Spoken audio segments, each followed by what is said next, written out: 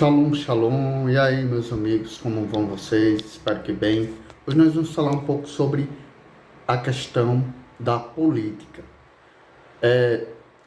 A política é algo bíblico? Bem, é uma questão bem polêmica, né? Nós vamos falar por alto aqui algumas coisas com base nas escrituras. A princípio, nós temos um exemplo, a nação de Israel, o povo de Israel, eles viviam sobre uma era chamada teocracia, onde quem governava o povo era o próprio Deus.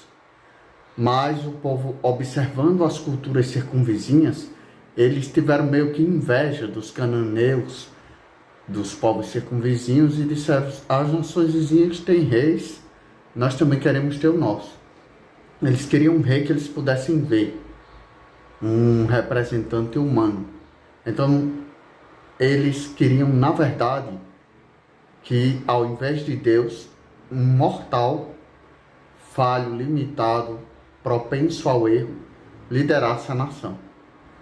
Obviamente, Deus não gostou muito da ideia, porque Deus sabia que isso não ia ser bom para eles. Mas Deus aceitou o desígnio deles para, através desse erro do povo, Deus trazer o Messias, não só ao povo de Israel, mas a toda a humanidade. E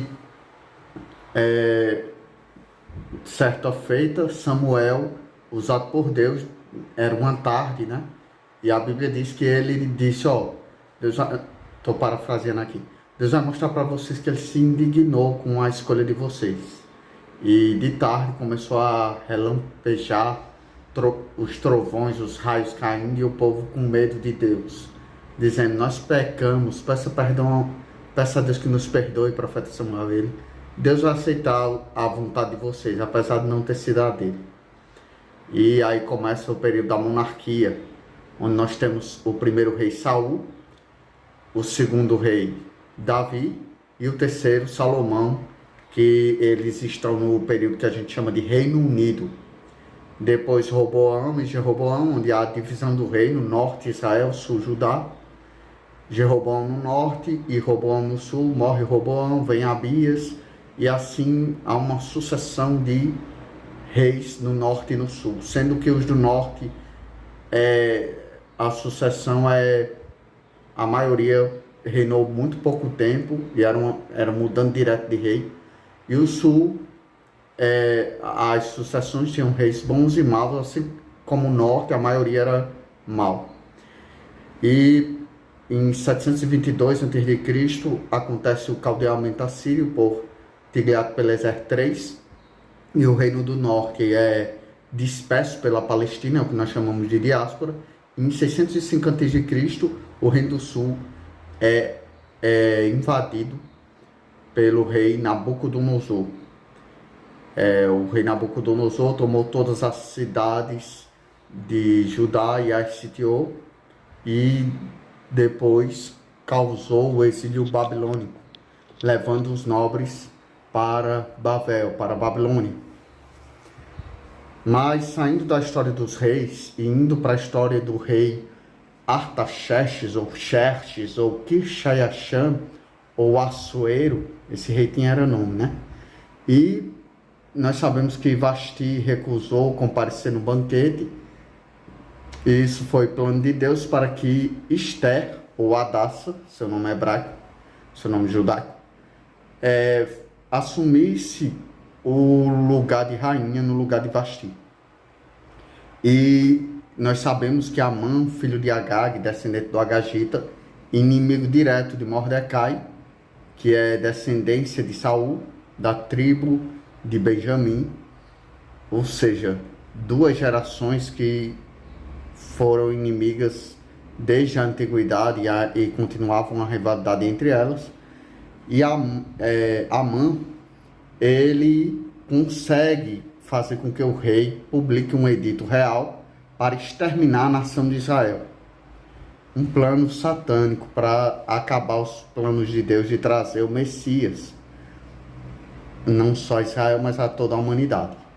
E nós sabemos que se não fosse Deus primeiramente, segundo a intervenção da rainha Esther, não não ia ser uma ocasião muito boa para Israel. Israel talvez fosse destruído, mas creio que não, porque Deus daria um jeito para evitar. Mas Deus queria usar a rainha Esther para essa finalidade, para intervir naquele edito real que exterminaria os judeus. Então, se não fosse Deus primeiramente, segundo a rainha Hadassah, ou Esther, não ia dar certo. E hoje eles comemoram a festa de Purim. Em persa significa sorte, e terminação plural em hebraico, Purim, sortes, para comemorar os livramentos de Deus. Nós sabemos que existem várias festas de Purim, sendo que a mais famosa é o livramento que Deus deu aos judeus no tempo da rainha Esther. Mas enfim, Daniel, ele era governador em Babilônia, ele era o braço direito não só do rei Nabucodonosor, como do rei Belsazar e do rei Dário. Ele foi o braço direito desses três monarcas. Quer dizer, no caso de Belsazar, ele não foi o braço direito, nós sabemos, mas ele serviu para ajudar o rei no momento que o rei mais precisou, que era para decifrar a escritura na caiadura da parede do Palácio Real.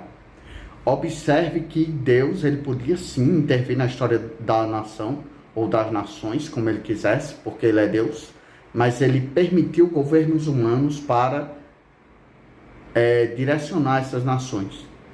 Se a gente for analisar o livro de Reis, os livros de 1º e 2º Reis e 1º e 2º Crônicas, nós vamos ver que indiretamente ou diretamente Deus está no controle dos governantes, sejam eles bons ou maus, um dia eles vão se ver com Deus.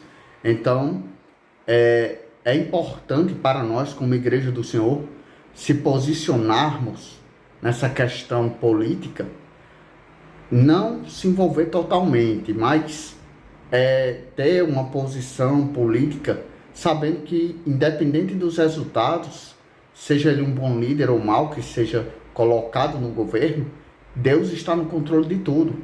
Baasa era um rei mau, e Deus fez o quê? Deus exterminou não só Baasa, mas toda a sua descendência. O mesmo podemos falar de Acabe, que se envolveu com Jezabel, filha de Etbal. E, dentre outros, poderíamos citar aqui vários reis maus, que Deus permitiu o governo, mas Deus mesmo cuidou de julgar esses reis. Assim como ele também foi com reis bons, como o rei Davi, como o rei Salomão, que depois, infelizmente, não perdurou em seguir ao Senhor seu Deus. Mas, enfim, não cabe a nós julgar o que aconteceu com cada um desses reis, quem foi salvo, quem não foi, saía com Deus. Mas nós sabemos que a Bíblia deixa claro os que eram tementes a Deus, os que não eram. E os que eram mais ou menos, que tinha até isso, né? Tinha os, tipo, tal rei, ele serviu ao Senhor, todavia os altos não foram removidos, etc. Né? Então, não era um reinado perfeito, mas era razoável. E tinha aqueles reinados que era feita uma verdadeira reforma religiosa, civil, moral, uma reforma social na nação. E eu não estou falando só de Israel, nós vemos Deus intervindo na história de Babilônia, na história da Pérsia, na história da ilha de Creta, quando ele manda Tito para lá, para cuidar das almas que ali estão. E nós vemos também Ezequiel, Isaías, Jeremias profetizando as nações. Olha só Deus cuidando das nações, né? É muito interessante isso. Obadias falando de Edom, que é irmão de Israel, digamos assim, e que foi, como diria o cearense, caboeta, foi covarde com Israel.